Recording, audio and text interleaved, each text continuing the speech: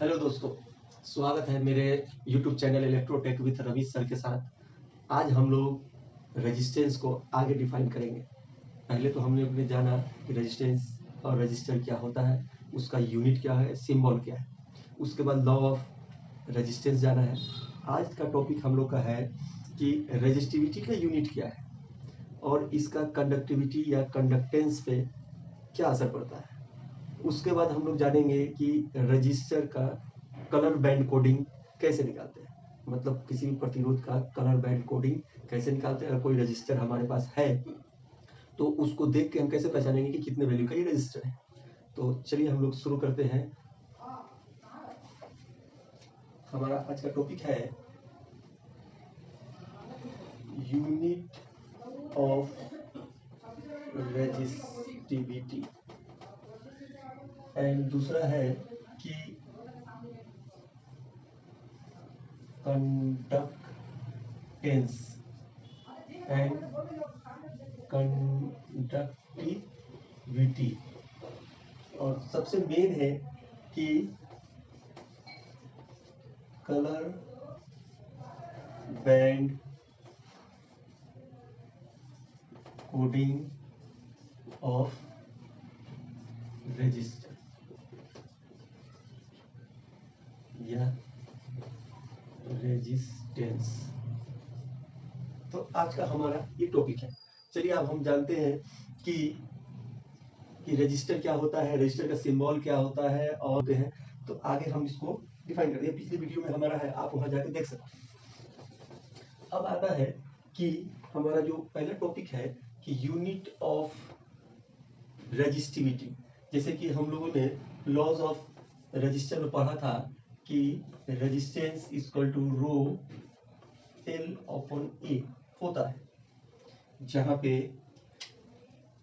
Are resistance है, रो resistivity है और ए क्रॉस सेक्शनल एरिया है और एल लेंथ ऑफ कंडक्टर है। ये सब कंडक्टिंग मटेरियल के, ठीक है। तो अब हम लोग आगे चलते हैं कि रेजिस्टिविटी का जो है हम लोगों को यूनिट निकालना है। तो कैसे निकालेंगे? सबसे पहले हम जानते हैं कि जो रेजिस्टेंस है वो किस किस बातों पर वेरी करता है या डिपेंड करता है। सबसे पहले डिपेंड करता है लेंथ ऑफ कंडक्टर पे, जिसको एल से डिनोट करते हैं। ये होता है क्रॉस सेक्शनल एरिया, इसको बोलते हैं क्रॉस सेक्शनल एरिया, इसको ए से डिनोट करते हैं।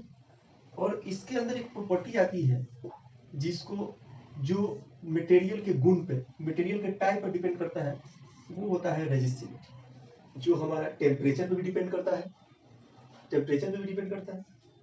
अब आगे चलते हैं दोस्तों कि ये जो हमारा कंडक्टर है, इसको थोड़ा डार्क कर देते हैं, ठीक है। तो ये हमारा क्रॉस सेक्शनल एरिया हो गया।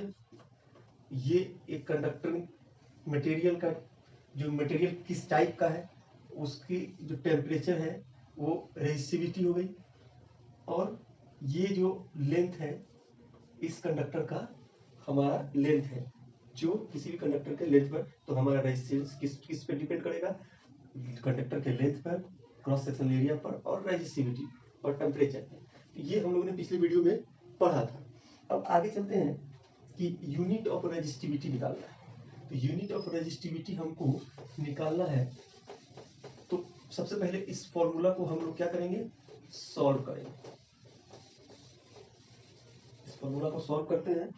फॉर्मूला को सॉल्व करने के लिए क्या करेंगे कि इस रो को पहले लाना है और इस r को जब हम आगे मल्टीप्लाई करेंगे तो ये r इंटू ए में कन्वर्ट हो जाएगा और लेंथ इसका नीचे आ जाएगा। ये होता है रेजिस्टिविटी। अब इसको आगे थोड़ा और एलिब्रेट करें। r का जो यूनिट होता है वो ओम होता है, r ओम में है और ये गुना है। ए का जो यूनिट होता है मीटर स्क्वायर जो क्रॉस सेक्शनल एरिया है पूरा एरिया मीटर स्क्वायर में, और जो इसका लेंथ है एल मीटर में होगा रो।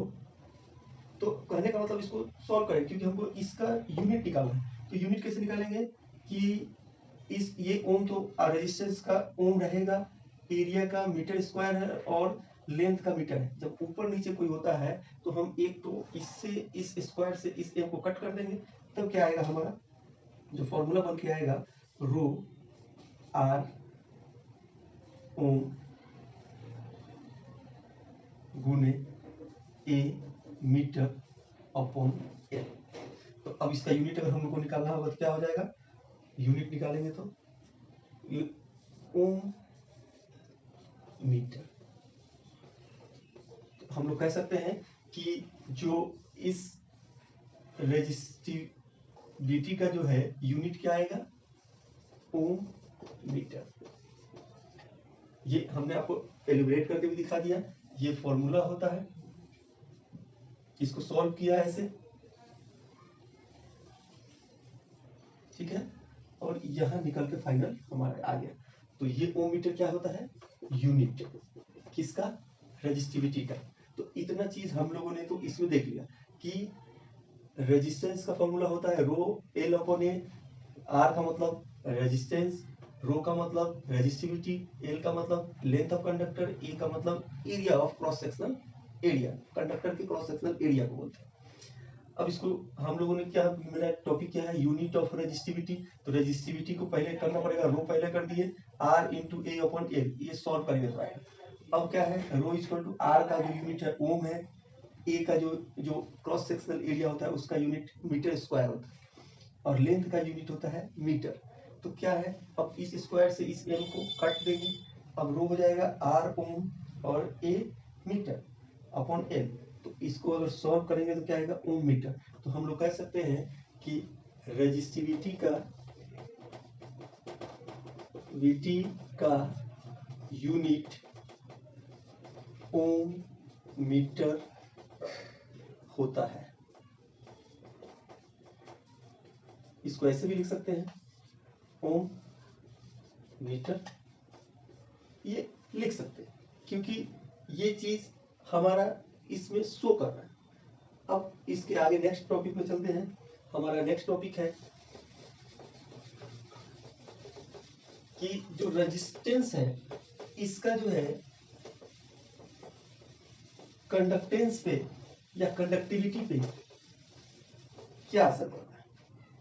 कंडक्टर उसको बोलते हैं, हम बता चुके हैं, कंडक्टर उसको बोलते हैं जिसमें से इलेक्ट्रॉन फ्रीली मूव करे।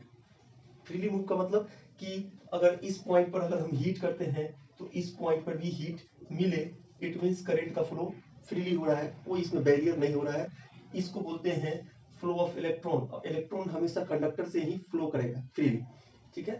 तो आगे चलते हैं, हमारा जो टॉपिक है नेक्स्ट कि रेजिस्टेंस का कंडक्टेंस और कंडक्टिविटी पे क्या असर पड़ेगा। तो कंडक्टिविटी और इसका यूनिट क्या होता है। तो सबसे पहले हम लोग लिखते हैं कंडक्टेंस। कंडक्टेंस इसका शॉर्ट फॉर्म होता है जी। तो कंडक्टेंस इक्वल टू होगा 1 upon rho into A upon L, ये हमारा फॉर्मूला होता है। अब जबकि हम जानते हैं कि रेजिस्टिविटी क्या होता है, R equal to rho L upon A, लेकिन यहां पर जो कंडक्टिविटी होगा वो क्या होगा, रो ए अपॉन एल लिख सकते हैं।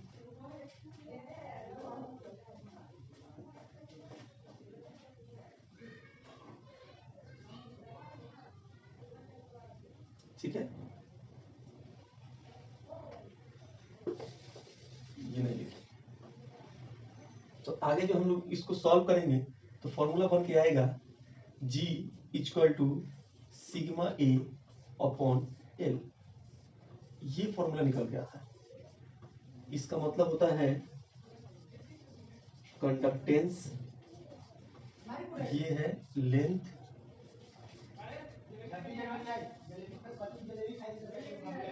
कंडक्टर, और ये हमारा कहलाता है कंडक्टिविटी, और ये कहलाता है क्रॉस सेक्शनल एरिया। तो ये चीज हम लोग डिफाइन करते हैं। अब जिस तरह से उसमें उसका जो है यूनिट होता था, एक में ओम, एक में ओम मीटर, अब इसमें जो इसका यूनिट होगा सीमेन, जो हम लोग लिखे हैं फॉर्मूला जी,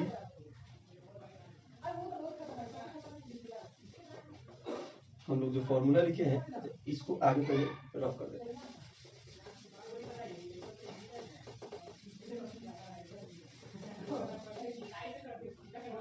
ठीक है, अब क्या है, G equal to sigma E upon L, ये होता है हमारा कंडक्टेंस का फॉर्मूला, जिसमें G कंडक्टेंस है, सिग्मा कंडक्टिविटी है, A क्रॉस सेक्शनल एरिया है, L लेंथ ऑफ कंडक्टर है।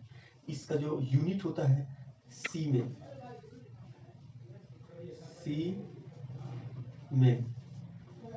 सीमेन या महो, ये यूनिट है। सीमेन न्यू यूनिट है, महो ओल्ड यूनिट है, ओल्ड यूनिट, न्यू यूनिट। अगर इन दोनों में से कोई दिया है तो आप कर सकते हैं colour band coding of register या रेजिस्टेंस।